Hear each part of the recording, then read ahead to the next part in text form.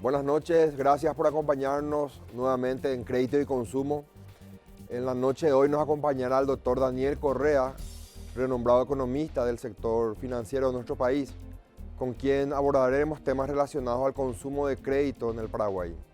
Asimismo, en bloques posteriores estaremos mostrando entrevistas realizadas a gerentes de renombradas empresas de créditos del mercado, a quienes consultamos en relación a la demanda actual de créditos en el mercado financiero. A continuación, luego de nuestra presentación, iniciamos la entrevista con el doctor Daniel Correa. Créditos y consumo. Auspician Bixa. Crediágil. Credisolución a tu alcance. Carsa. Ibiza. Serfín, creciendo juntos. Universo de créditos y consumo. SDM Créditos. Electrobam. Apoya Dr. Valé. Estamos en este primer bloque del programa Crédito y Consumo. Nuestro entrevistado del día es el doctor Daniel Correa. Daniel, gracias por tu presencia, por acompañarnos en este tercer programa de Crédito y Consumo. Muchas gracias, Estefan, muchas gracias por la invitación y un saludo grande a la audiencia. Daniel, en programas anteriores estuvimos entrevistando a colegas tuyos. Estuvo el doctor Manuel Ferreira, estuvo el doctor Amílcar Ferreira. Con ellos abordamos temas relacionados a la situación económica en general del país. En tu caso quiero centrarme un poco en el consumo del crédito, en el crédito específicamente. Noto, una opinión mía, que nunca el Estado profundizó el tema de la complejidad del acceso al crédito. Y en este momento de pandemia hemos notado que eso se agudizó. Notamos una deficiencia en la complejidad en acceder al crédito. ¿Qué opinas al respecto, Daniel? Bueno, estuve observando los programas anteriores también respecto a un poco la visión general de la situación económica y coincido en gran parte con lo que mencionaban estos colegas. Y efectivamente, quizás esta pandemia nos muestra las grandes barreras que todavía tenemos nosotros en el acceso al crédito en sus diversas modalidades. Y quizás lo que nos muestra también es las grandes necesidades que tenemos en materia, yo le diría en tres grandes líneas, que tiene que ver con la formalización en general, de la economía en general. Fue una clara barrera como para poder acceder. El segundo quizás tenga que ver con los sistemas regulatorios que hoy tenemos en el país, que quizás lo tengamos que revisar más claramente para que justamente mayor cantidad de herramientas y mayor cantidad de instituciones puedan ser partícipes dentro de este proceso, digamos, de acceso al crédito. Y una tercera que tiene que ver justamente con las herramientas y productos financieros que todavía nuestro mercado paraguayo no está, digamos, sofisticado como para que mayor cantidad de personas también pudieran acceder al crédito, ¿verdad? Hay un punto que para mí es clave, que tiene que ver con que pareciera que en algún momento una masa importante de demandantes de crédito se volcaron al sistema financiero en general, tanto los regulados y los no regulados, ¿verdad? Y eso generó un cuello de botella en un muy corto tiempo que hizo que pareciera que también no se accedía tan fácil al crédito. Y fueron personas, digamos, personas físicas, personas jurídicas, en diversos niveles de formalidad. Y obviamente ante una situación como la que tuvimos o que la estamos teniendo, de mucha incertidumbre, de mucha complejidad en materia de crecimiento, obviamente se encontraron ante un sistema financiero general, ¿verdad?, que no pudo responder y no puede responder y no va a poder responder ante toda esa demanda que existe. Y eso tiene que ver, como con lo que te decía, con este proceso de una mayor formalidad y también de una especificidad y especialización que tiene el sistema financiero paraguayo últimamente, ¿verdad? Nosotros tenemos entidades que están muy vinculadas a lo corporativo, entidades financieras, ¿verdad? Que están volcadas exclusivamente al sistema corporativo y que les va a costar de alguna manera incorporarse a un sistema y de incorporar tecnología y de recursos humanos, porque es costoso, ¿verdad? Y decir, bueno, nosotros vamos a volcarnos al consumo o vamos a volcarnos a las MIPYMES, que es de alguna manera hoy la gran, el gran segmento que tiene que ser atendido ante esta pandemia, ¿verdad? Hay otras entidades que sí están, más preparadas para atender este segmento, pero quizás no tiene toda la logística, no tiene toda la infraestructura necesaria para la gran demanda que existe, ¿verdad? Y otras como el Banco de Fomento, ¿verdad? Que si bien tiene las capacidades, la infraestructura en términos de edilicios como para poder atender por la cobertura nacional que tiene, quizás desde el punto de vista de recursos humanos y de tecnología todavía no tiene esas capacidades para atender todo lo que se necesita, ¿verdad? Entonces, creo que hay un par de elementos que tienen que ver con este proceso de formalización económica, con lo que te decía de un sistema regulado también, de un sistema regulatorio que quizás tenga que ser revisado, y también el producto financiero y de infraestructura financiera que de alguna manera tiene que estar en condiciones para poder absorber toda esta demanda que hoy existe y que bueno, lamentablemente no se está pudiendo, dar ese dinamismo por estas barreras que yo considero que son importantes. Y después hay otras que están más vinculadas con cuestiones coyunturales, ¿verdad? También hablaban ustedes en capítulos anteriores de todo lo que tiene que ver con el sobreendeudamiento también, ¿verdad? Y ahí, veníamos de años difíciles donde las empresas también tuvieron niveles de deuda bastante importantes y eso obviamente complica el escenario y hace que la entidad que puede otorgar el crédito tenga que mirar con mucho mayor detenimiento el escenario, el mercado, la situación coyuntural y el escenario de incertidumbre que se genera ante esta pandemia y obviamente todo lo que tiene que ver relacionado con la persona física y la persona jurídica que está con un flujo de caja bastante complicado, ¿verdad? Daniel, en tu caso tenés una experiencia centrada tanto en el sector privado, hoy en día estás en el sector privado, pero también estuviste casi durante 2 años al frente del Banco Nacional de Fomento. ¿Notás hoy en día, estás en la vereda de enfrente? Y quiero dar un ejemplo. Hace poco tenía un amigo que tiene una empresa y me dice, por favor, veme alguna gestión que se pueda hacer. Tengo mi carpeta de crédito en el Banco Fomento hace 2 meses. Y hice unas averiguaciones y me encontré que habían 2 analistas de riesgos para el manejo de 200, 300 carpetas pedido de préstamos. Entonces, ¿crees que es una cuestión de infraestructura? Vos estuviste adentro y estás afuera. ¿O crees que es una cuestión de problemas de políticas de crédito que restringen la concesión del crédito debido a que, como decís, tenemos muchas empresas, muchos profesionales independientes que tienen, no sé si complicaciones, pero no tienen un historial crediticio a lo mejor requerido por en este caso, por el Banco Nacional de Fomento, ¿verdad? Más que una cuestión de decir tal, son varias, sí, ¿verdad? Y esas 2 que mencionaste son algunas de ellas, ¿verdad? A ver, en materia de recursos humanos, claramente es un tema central el departamento de riesgo, que es quizás el corazón de un banco. Termina, todo lo relacionado al crédito termina en ese departamento.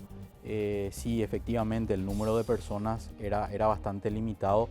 Y era bastante limitado por 2 razones, ¿verdad? Una tenía relación con una cuestión de que para estar en ese departamento hay también un nivel de capacidad que uno debe tener. Y el banco, en los últimos años invirtió poco en la capacitación de sus recursos humanos, ¿verdad? También el acceso a tecnología es un tema relevante. Todo lo que tenga que ver con análisis de riesgo y demás requiere también de un proceso complejo de tecnificación en materia de software, en materia de análisis de datos, de todo lo que tiene que ver con la inteligencia artificial también. Eso es importante y requiere de capacitación, y eso tampoco de alguna manera se vino generando en el último lustro, por decir de alguna forma, ¿verdad?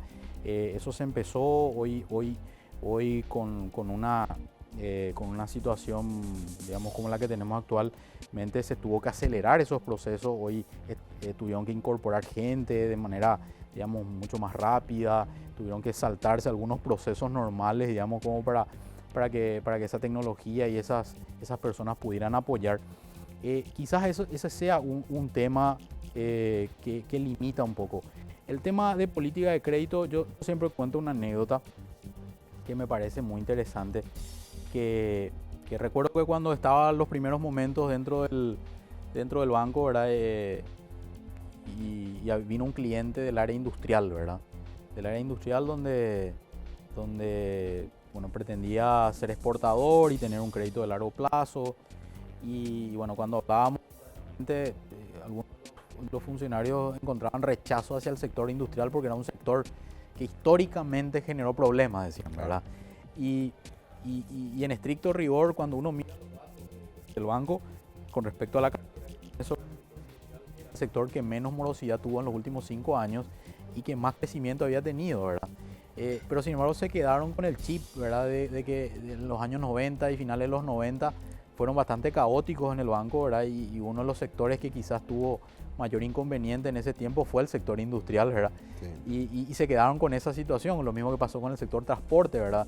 Y es como que había ese cierto rechazo, y eso se estableció dentro de ciertas políticas de crédito, donde limitaciones respecto a todo lo que es la burocracia documental, ¿verdad? Se establece también ahí, y eso hace que realmente sea muy poco ágil y muy poco dinámico el otorgamiento de créditos por parte del banco, ¿verdad?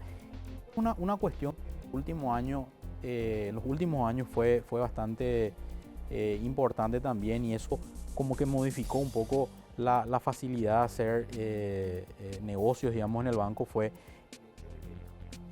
el gran número de todo lo que fue el traspaso de salarios, ¿verdad? Salarios públicos al banco, hizo que la cantidad de usuarios del banco fuera enorme, ¿verdad? Todos los funcionarios públicos, también últimamente el sector privado, que empezó a darle o a tener más confianza hacia el banco, que realmente colapsara el sistema total del banco, ¿verdad? Y eso obviamente lenteció, ¿verdad? Lentece todo el proceso. Pero mira, yo, como me decías, mirando desde afuera, me congratulo porque en este tiempo, ¿verdad? Ya es una gestión, digamos, ajena, ¿verdad? Realmente respondieron bastante bien, ¿verdad? En términos de este tiempo. Pudo haber sido mejor, obviamente, ¿verdad? Digamos, por los años de retraso en materia de tecnología y de recursos humanos. Pero que frente a este escenario, igual la respuesta frente a lo que tienen fue positiva. Hay muchas cosas que romper, hay muchas cosas que hay que seguir trabajando. Algunas cuestiones vinculadas con el tema de política que mencionabas, que a mi criterio deben ser modernizadas, ¿verdad? El hecho de no trabajar con todos los sectores, me parece que es algo que hay que seguir trabajando. Un apoyo mucho más vinculado a ser un banco de árbitro dentro del sistema, en términos de moderar tasas o de ser un jugador importante en la liquidez del sistema. Hay cosas que me parece que, digamos, en la medida que el proceso también de profesionalización que se inició ya hace unos años se continúe y se profundice, creo que el banco va a tomar ese andamiaje, ¿verdad? Ahora, pedirle al Banco de Fomento que supla de alguna manera lo que el sistema en general debe hacer o puede hacerlo, va a ser muy difícil en este momento porque la demanda de créditos de lo que se vio, de lo que se requiere y de lo que se va a necesitar para un plan de recuperación va a ser insuficiente, ¿verdad? Hay algunas frases que mencionaste, lentitud en el proceso. Estamos hoy en día también ante una necesidad de ciertos sectores de la economía muy golpeados por la pandemia. Entonces tenemos MIPYMES, profesionales independientes, muy golpeados buscando acceso al crédito, tenemos procesos lentos. Yo tengo una opinión, Daniel. Yo creo que la AFD visualizó esta situación y que opta por canalizar un programa de financiamiento, que es Fisalco, a través de las empresas de crédito o casas de crédito. Ya empresas estas conocidas por tener cierta agilidad en la gestión y en la colocación de créditos. No sé si coincidís conmigo en ese sentido. Mira, para mí es clave que en este momento donde se requiere de fluidez en el mercado y de que la cadena de pago se corte lo menos posible para tratar de dinamizar de nuevo la economía, todos los actores dentro del sistema de intermediación financiera y de otorgamiento de créditos tenga que necesariamente participar. Como te mencionaba, ¿verdad? Es muy difícil pensar de que la banca pública sola pueda suplir todo lo que tiene el sistema financiero total. Para darte un ejemplo, hoy el sistema de banca regulada, digamos, tanto los bancos como las financieras, tienen aproximadamente 14.000 millones de dólares dentro del sistema. Las cooperativas tienen alrededor de entre 2.000 y 2.500, ¿verdad? Y si uno mira en los últimos 5 años, las casas de crédito empiezan a tomar un protagonismo importante de pasar de aproximadamente 200 a 300 millones de dólares, hoy se duplicaron. Hoy la cartera total, inclusive fuera de las entidades que están agremiadas dentro de la Cámara, podríamos hablar de que el volumen está cerca de los 800 millones de dólares inclusive, ¿verdad? Cuando uno mira exclusivamente sobre el porcentaje del préstamo de consumo que hay en todo el sistema, estamos hablando de casi el 20% ya. O sea, cuando uno mira el total de créditos y mira estos 300 o 400 millones que están exclusivamente en la Cámara, estamos hablando de un porcentaje relativamente poco todavía, de entre 3 y 4%, ¿verdad? Sí. Pero sin embargo, cuando uno mira el sector consumo específicamente, ya estamos hablando de un 20%. Y acá me parece un dato interesante que mencionar, ¿verdad?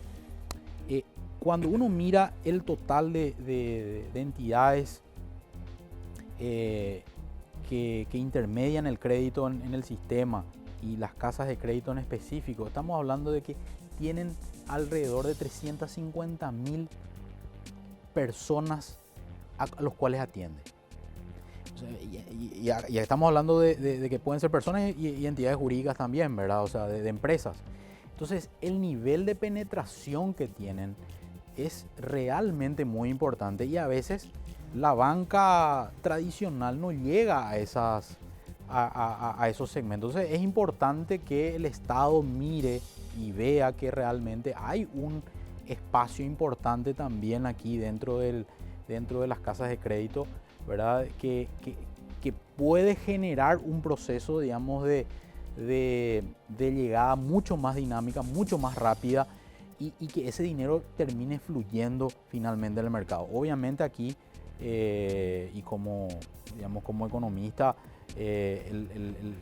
para mí es importante que también este proceso de crecimiento de estas entidades crediticias vaya acompañada también de un proceso de regulación y de control por parte de los entes que están a cargo de la regulación del sistema financiero en general, ¿verdad?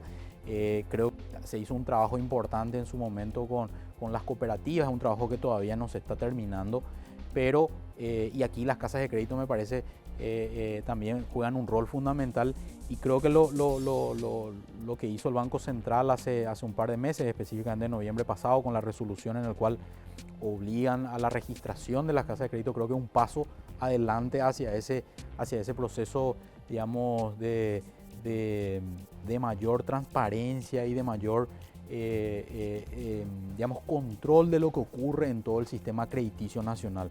A mí me parece que eso es importante y que también el Estado utiliza una herramienta hoy que está dentro de sus atribuciones de que estas intermediadoras de crédito puedan realmente ser, digamos, una herramienta importante también para llegar a ese pequeño prestador o pequeña empresa que a veces no puede ir a un banco, no puede ir a una entidad de crédito o una cooperativa y encuentra en estas empresas que bueno, pueden acceder al crédito, pueden acceder de manera más rápida, obviamente con todos los sistemas regulatorios, ¿verdad?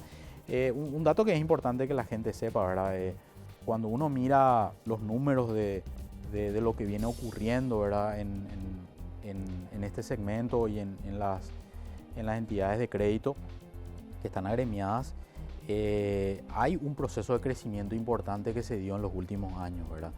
Y eso también muestra de alguna manera el proceso de tecnología y de inversiones que se dieron en infraestructura de parte de estas empresas y de tecnificación y de capacitación, ¿verdad?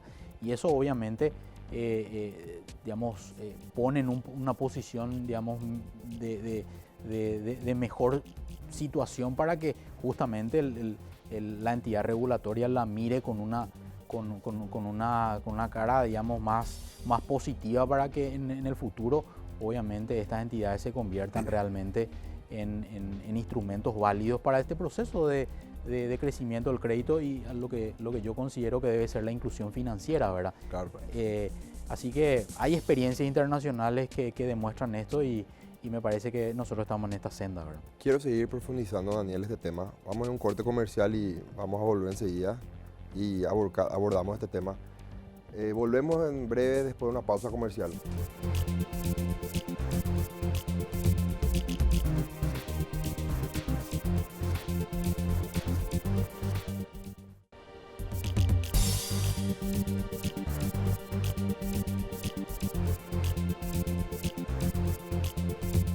Volvemos con el doctor Daniel Correa.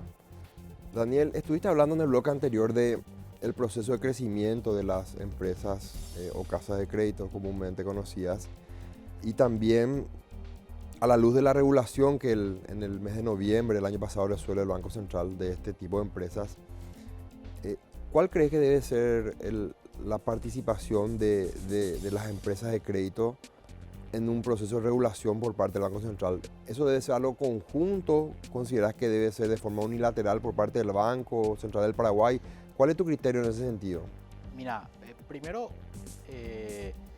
creo que el hecho del reconocimiento por parte del Banco Central de la existencia de este tipo de entidades y de su registración y es importante porque ya hoy el marco jurídico del Banco Central permite, digamos, que tenga el control o que pueda tener el control total de todo lo que es el sistema crediticio en el país, ¿verdad? Y eso me parece saludable, ¿verdad? En segundo lugar, creo que también eso va a ayudar al sistema de las entidades crediticias, en este caso casas de crédito, en trabajar también en un proceso de modernización y de mayor transparencia, ¿verdad? En sus acciones. Y creo que eso va a dar mayor formalidad también, ¿verdad? Porque hoy, si bien existe digamos, una cámara que trabaja y que viene trabajando de manera dinámica en los últimos años, tratando de mejorar también las capacidades y todo lo que tiene que ver con la tecnología y trabajar también en ir mejorando esta dinámica que tienen estas empresas. Hay otras que están fuera y que requieren de alguna manera de un proceso de mayor control, ¿verdad? Y me parece que esto es saludable, ¿verdad? En términos de los procesos, mira, la experiencia internacional y me tocó mirar un poco el proceso de Uruguay.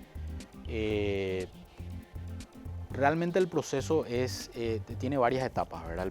La primera etapa tiene que ver justamente con esto que inició el Banco Central de una obligación de registración, ¿verdad? Y eso es el primer paso para conocer quiénes están, ¿verdad? Y de qué tipo o de qué montos estamos hablando, ¿verdad? Porque son empresas que tienen que registrar y registrar sus balances, ¿verdad? Y uno puede empezar ahí a dimensionar realmente de lo que estamos hablando, ¿verdad? Y de qué tipo de empresas y qué tipo de entidades y los niveles de intermediación financiera que se generan en ese tipo de negocios, ¿verdad? Pero hay otras, ¿verdad? Hay otras etapas donde sí se requiere que no solamente entidades de crédito que hoy se fondean ya sea con recursos propios o con deuda en el sistema financiero, por ejemplo, se incorporen a este grupo, sino también aquellas asociaciones, por ejemplo, de empleados que comúnmente conocemos nosotros, o aquellas que otorgan algún tipo de orden de compra para, digamos, realizar una compra a través de un financiamiento. Entonces, o casas de electrodomésticos, por ejemplo, que comúnmente conocemos nosotros. Entonces, esos procesos se van incorporando paulatinamente. Entonces, y de esa manera el Banco Central tiene un control mucho mayor sobre todo lo que tiene que ver con algún tipo de otorgamiento de financiamiento, ¿verdad? O de financiación en el sector privado. Esos procesos, particularmente creo, y de la experiencia internacional, en este caso de Uruguay, fue conjunta, ¿verdad? Es de un acercamiento directo por parte de los, en este caso de una cámara o de una asociación o de un grupo de empresas, donde donde ellos mismos de alguna manera se generaron esa autorregulación, ¿verdad? Obviamente Uruguay tiene una tradición mucho más antigua en cuanto a sus procesos regulatorios, su sistema, su superintendencia de entidades financieras, digamos, tiene una cobertura muy amplia y unas capacidades muy fuertes, lo cual hizo mucho más fácil este proceso, ¿verdad? Quizás lo que deberíamos trabajar, digamos, a futuro es que también el sector regulador reconozca, ¿verdad? este proceso, ¿verdad? Y empiece a acercarse también a las entidades. Creo que este proceso de registración va a ser un aspecto clave, y posteriormente seguramente entablar algún tipo de mesa, algún tipo de grupo de trabajo donde paulatinamente se vayan posicionando esto, digamos, en esquemas regulatorios que ayuden también al sector, sobre todo a que en principio sea más transparente, ¿verdad? Que haya una transparencia absoluta y que no tenga esa percepción de que son entidades que no tienen un sistema de regulación o que no se están autorregulando porque hay discusión sobre el tema de las tasas, hay discusión sobre el tema de las comisiones. Y me parece que eso es importante también para aquellas entidades que están haciendo un buen trabajo, que están incorporando tecnologías, que están invirtiendo mucho y que están haciendo un trabajo realmente encomiable, ¿verdad? Y me parece que eso va a ayudar mucho también a ese proceso. Y posteriormente ir viendo, obviamente, sistemas de supervisión mucho más avanzados con ratios, con todo lo que tiene que ver con los niveles patrimoniales, con todo lo que tenga que ver también con análisis de riesgo, ¿verdad?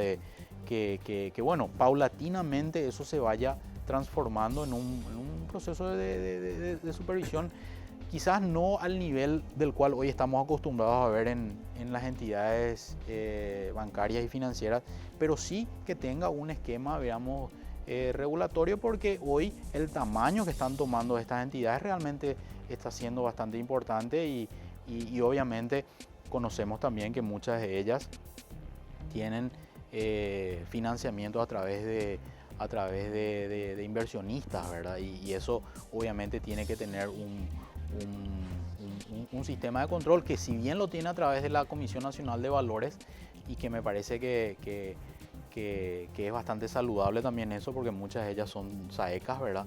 Muchas entidades son SAECAS y sus balances están totalmente transparentados, ¿verdad?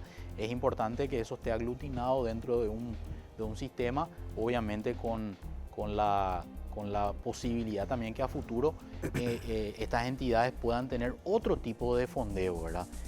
Porque me parece que eso también es importante que el sistema regulatorio lo establezca, ¿verdad? Que no solamente sea a través de recursos propios, sino que también se pueda acceder a través del mercado de capitales o eventualmente algún otro tipo de fondeo, como en el caso, digamos, que mencionaba, el caso uruguayo, que permite la posibilidad de emisiones de deuda o eventualmente recursos internacionales, ¿verdad? De fondeo internacional, ¿verdad? Entonces me parece que esto va a ayudar, digamos, a una mayor sofisticación también del negocio, ¿verdad? Y por lo menos yo veo que eso va a ser saludable en un mediano plazo, ¿verdad? Hablaste, Daniel, del modelo del proceso uruguayo. Me ocupé un poco y estuve investigando. También hablé con unos colegas uruguayos y noté, y todos coincidieron en lo siguiente. A mí me sorprendió que el proceso, si bien fue complejo, duró varios años, no fue traumático para las empresas del sector. ¿En qué sentido? Muy pocas empresas, como comúnmente se dice, bajaron la cortina. Algunas terminaron fusionándose, las medianas con las más grandes, las pequeñas con las medianas, pero no hubo cambios drásticos en el sistema financiero por este proceso que se dio a lo largo de los años. Y coincidían los colegas, tanto colegas abogados, digo, y también algunos con quienes consulté del área económica, me decían la clave fue que ambas partes se hayan sentado a la mesa y que el proceso en todo momento tuvo referentes del sector de empresas de crédito y también referentes del Banco Central Uruguayo. ¿Crees, ya lo dijiste, pero cómo logra crecer, buscar sentarse en la mesa con el Banco Central del Paraguay para iniciar el proceso de regulación de forma conjunta? ¿Cuál sería tu sugerencia al gremio? Mira, creo que este proceso de haber reconocido, o que la AFD haya reconocido, o el Estado en general, el Estado paraguayo haya reconocido que las casas de crédito pueden ser un canal importante para el otorgamiento de créditos a un segmento donde la banca tradicional no llega, me parece que es un primer reconocimiento importante, ¿verdad? Y eso posiciona a este segmento en un lugar importante donde ya con este reconocimiento por parte del Banco Central para la registración o para el mayor control, diríamos, de estas entidades, y el reconocimiento del Estado, que es un canal importante para el otorgamiento de créditos, son elementos, me parece, ya suficientes como para que digamos, las entidades, ya sea agremiadas o aquellas que se quieran agrupar también al gremio,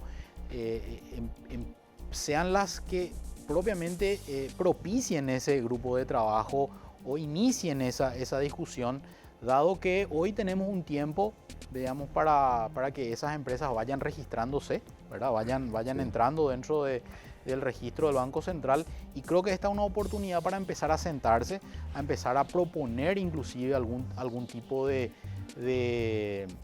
esquemas de control, ¿verdad? Todavía quizás no de supervisión ni de regulación propiamente, pero sí algunas herramientas o algunas resoluciones que el Banco Central ya lo puede emitir, porque como decíamos anteriormente, ya su carta orgánica le permite, digamos, ir trabajando con estas entidades y empezar a hacer propuestas. Ahora, yo particularmente considero que hay algunas cuestiones importantes vinculadas justamente a los sistemas de fondeo que tienen estas entidades que habría que empezar a mirar, ¿verdad? Que hay limitaciones a veces de entidades que quizás por la dinámica que hoy está teniendo la economía y por el acceso al cual están teniendo estas entidades, pueden tener una dinámica mayor, pero la limitación del fondeo es un tema importante, ¿verdad? Quizás eso llegue a hacer que esta mesa de trabajo se apure, ¿verdad? Como para que eso generalmente, y no esperemos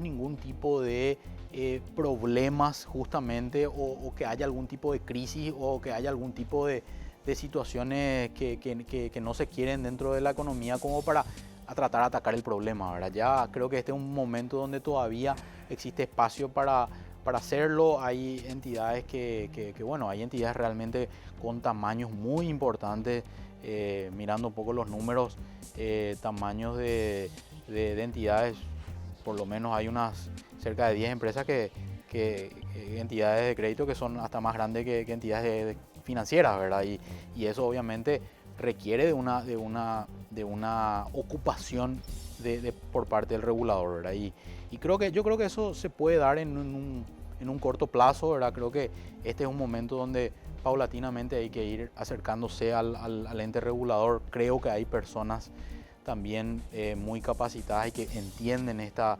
situación y con mucha experiencia justamente en mercados también internacionales que ya pasaron de este proceso, ¿verdad? Y creo que eso hay que capitalizar experiencias buenas como la de Uruguay, que tienen características similares también a nuestro sistema, ¿verdad? Y está muy avanzado en materia de aspectos regulatorios y de supervisión en materia financiera, ¿verdad? Coincido contigo, Daniel, casi en un 100%. Te agradezco por haberte tomado el tiempo de acompañarnos. Fueron muy valiosas tus apreciaciones y tus conocimientos para los televidentes del programa. Muchas gracias y un saludo a la audiencia y bueno, éxitos en el programa. Así culminamos la entrevista con Daniel Correa, economista renombrado de nuestro mercado financiero. A la vuelta a la pausa seguimos con el programa Crédito y Consumo.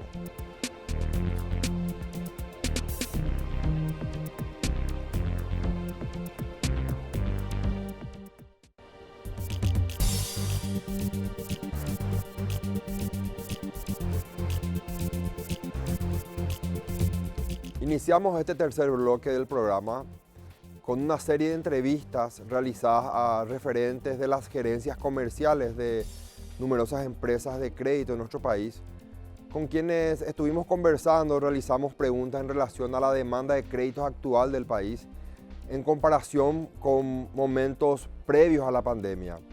A continuación, las primeras entrevistas.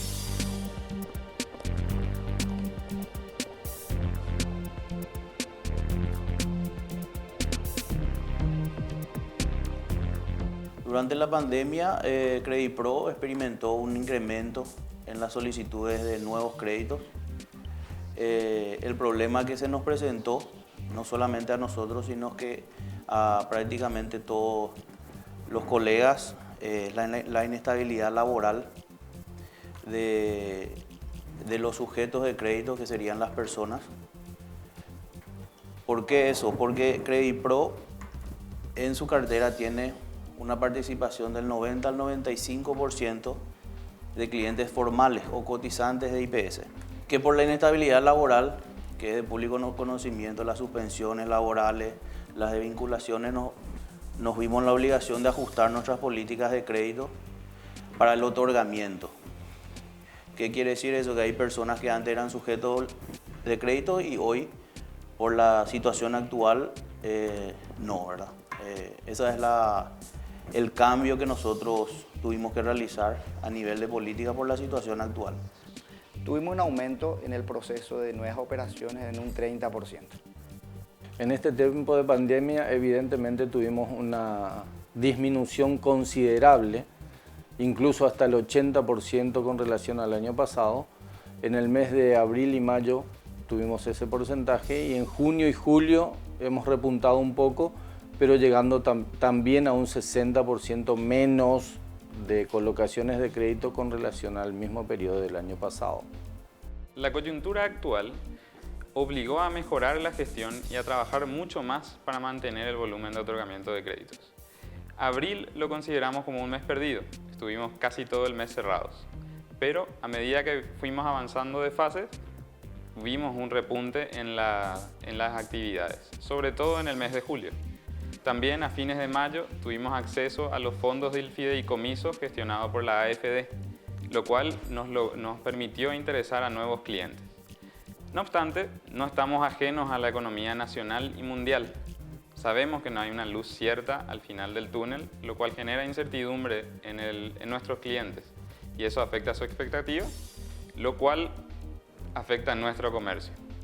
De todas maneras, estamos trabajando sobre una estrategia sostenible para el crecimiento de nuestra empresa.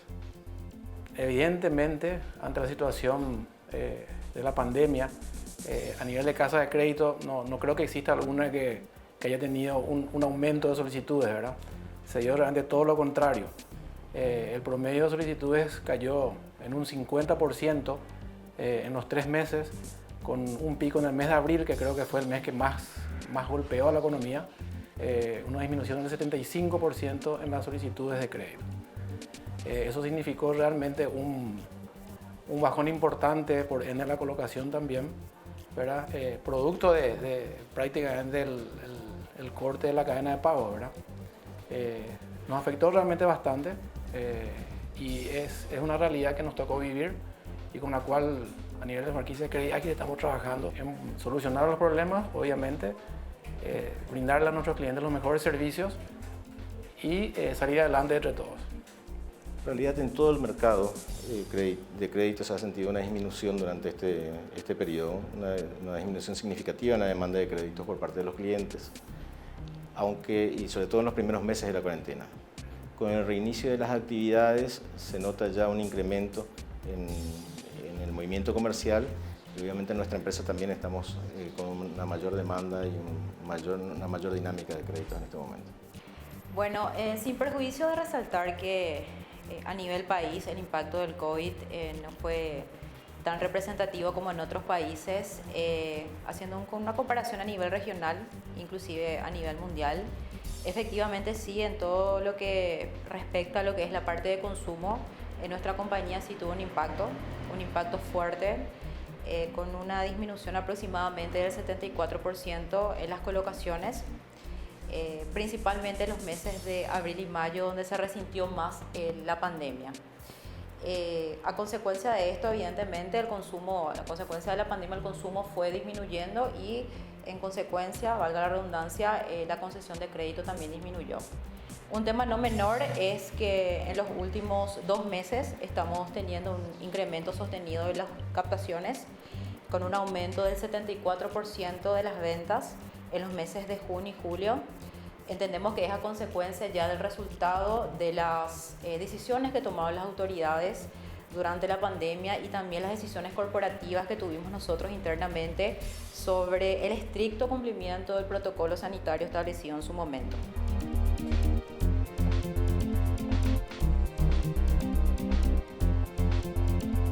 Sí, tuvimos un incremento en ambos, tanto refinanciaciones como reestructuraciones. Lo que nosotros accedimos como empresa es a aquellos clientes que nos solicitaban tengamos en cuenta pasar sus cuotas al final del crédito. Nosotros decidimos como empresa acceder al pedido de los clientes para apoyar toda esta situación. Si bien no fue una decisión para todos los clientes, pero sí estuvimos abiertos a todos aquellos que se acercaban y solicitaban esa consideración. Aumentaron efectivamente en un 50% las reestructuraciones, las refinanciaciones, las renovaciones y tuvimos que ampliar una R más, que es la de reinventar un nuevo flujo de caja porque el escenario que estábamos midiendo era incierto. Se han incrementado, nosotros como casa de crédito fuimos uno de los primeros en ofrecerle a nuestros clientes la recalendarización de sus cuotas. Abril, mayo, junio, incluso hasta julio, llevándolo al final de su crédito. Y las reestructuraciones y refinanciaciones para nuestros clientes de descuento de cheques sí tuvimos también un incremento. Preocupados los microempresarios, los comerciantes con los que trabajamos, se acercaron para realizar una renegociación de su deuda.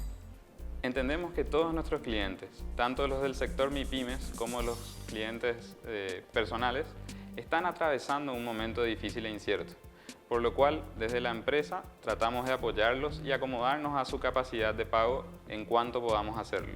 Sí hubo un aumento de mora, lo cual llevó a una gestión mucho mayor por parte de la empresa. Debemos analizar constantemente la actividad de nuestros clientes, ya que contamos con un paquete diverso de productos y también de clientes. No obstante, agradecemos el esfuerzo por parte de nuestros clientes para cumplir con sus pagos y honrar los contratos y los contratos que tenemos firmados entre ambos. Sabemos que es un momento difícil y que juntos es la única manera en la que podremos salir de ello. Somos muy optimistas hacia el futuro. Sí, hubo un incremento aproximado del 15% en lo que se refiere a las reestructuraciones o renovaciones. Nosotros a nivel de Credit Ágil aplicamos a los clientes que estaban al día, ¿verdad? No así aquellos clientes que ya arrastraban algún tipo de debilidad, ¿verdad? Eso obviamente quizás pasaron a una categoría un poco peor, digamos, ¿verdad? Pero sí hubo una reestructuración importante de un volumen importante de nuestra cartera, ¿verdad?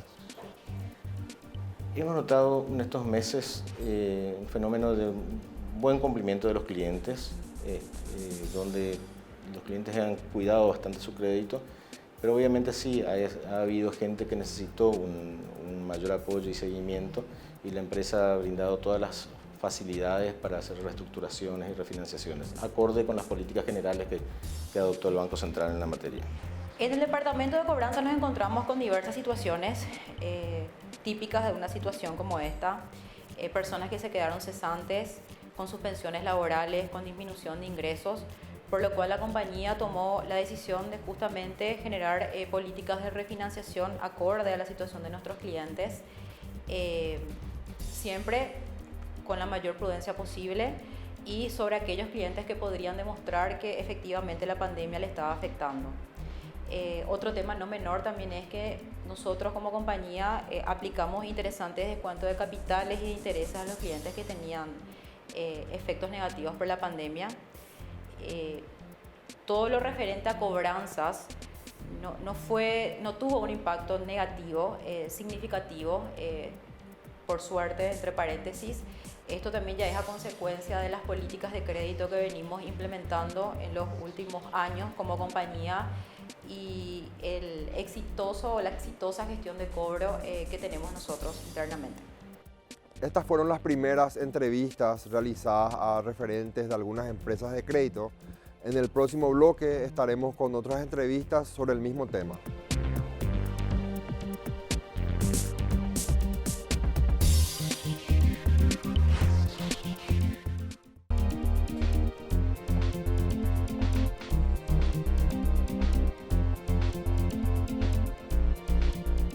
En este último bloque del programa seguiremos compartiendo con ustedes algunas entrevistas realizadas a gerentes de empresas de crédito hoy en día auspiciantes de nuestro programa.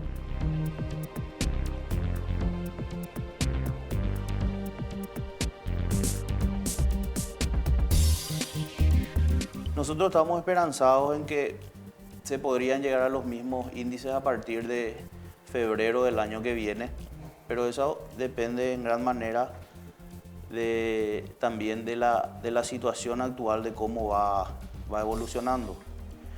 Hoy en día, si bien nosotros como casa de crédito accedimos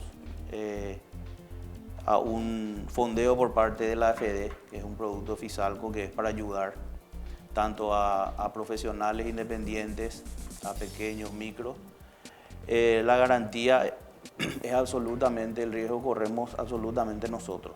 No tenemos un apoyo en relación a como los otros productos FOGAPI que el gobierno tiene un apoyo porcentual en el riesgo asumido en el otorgamiento del crédito. Pero de igual manera accedimos a eso y estamos nosotros dentro de la línea que nos otorgaron, apoyando a todos los sectores en el desembolso, asumiendo nosotros ese riesgo.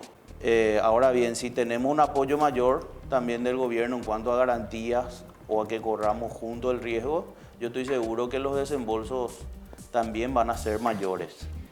¿Por qué? Porque vamos a estar dispuestos a arriesgarnos, no solamente solo nosotros en un 100%, sino con un apoyo también de parte del gobierno.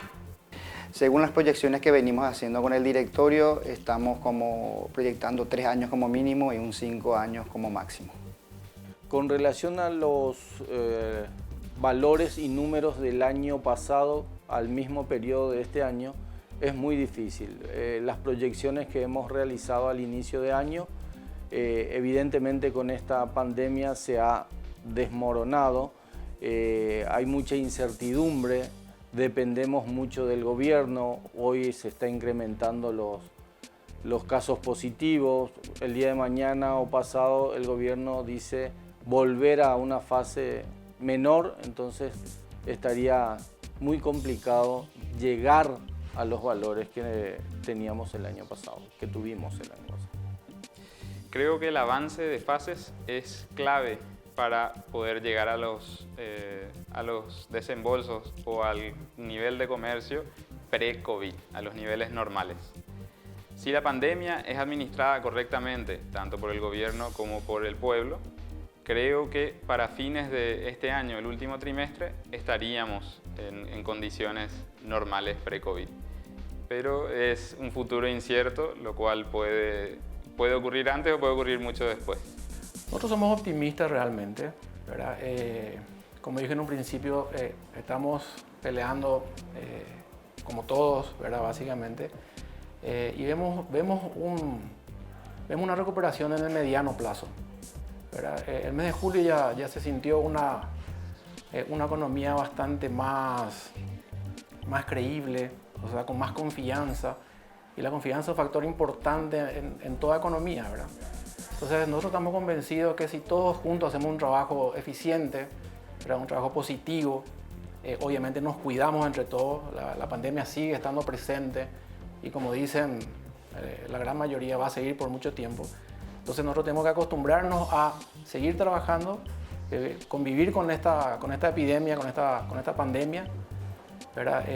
No bajar los brazos obviamente, ¿verdad? Cuidarnos nosotros mismos, ¿verdad? Con que nos cuidemos nosotros mismos, le cuidamos a los demás, entonces vamos a poder seguir trabajando, la economía se va a recuperar más rápida y bueno, nosotros, repito, vemos un panorama muy alentador en el mediano plazo. Durante este mes de julio que acaba de culminar, hemos notado ya un mayor repunte de negocios, como había comentado, y consideramos que eso va a seguir en aumento, así que tenemos la esperanza de que en los últimos meses del año vamos a estar recuperando niveles significativos parecidos a los anteriores a la pandemia, ¿no? Haciendo un análisis de los últimos meses del año 2019, como te había mencionado, el incremento que estamos teniendo en estos meses de junio y julio, vemos que aproximadamente vamos a tener una reducción de agosto a diciembre en las colocaciones interanualmente del 21%. Sin embargo, somos optimistas con estos antecedentes que te estaba mencionando y adicionalmente sabemos que las cosas pueden revertirse significativamente si sale la famosa vacuna, ¿verdad? Con eso podemos decir que para el 2021 ya estaríamos completamente estabilizados en lo que es captación. Con esta serie de entrevistas y con preguntas claves, hemos buscado obtener la visión de ciertos referentes de empresas de crédito en relación a la demanda de préstamos en este momento de pandemia. Asimismo, como habrán visto en la entrevista realizada al doctor Daniel Correa, abordamos el tema de la complejidad en el acceso al crédito. ¿Qué fue lo que buscamos en este programa? Que las autoridades estatales visualicen el problema o la problemática que están teniendo sectores muy afectados por esta pandemia en el acceso al crédito. Por ello consideramos de vital importancia que se doten de herramientas necesarias a empresas de crédito para que éstas puedan canalizar los préstamos a aquel sector de la población muy necesitado en este momento. Le agradecemos por su presencia en un programa más de Crédito y Consumo. Los esperamos el próximo jueves a la misma hora.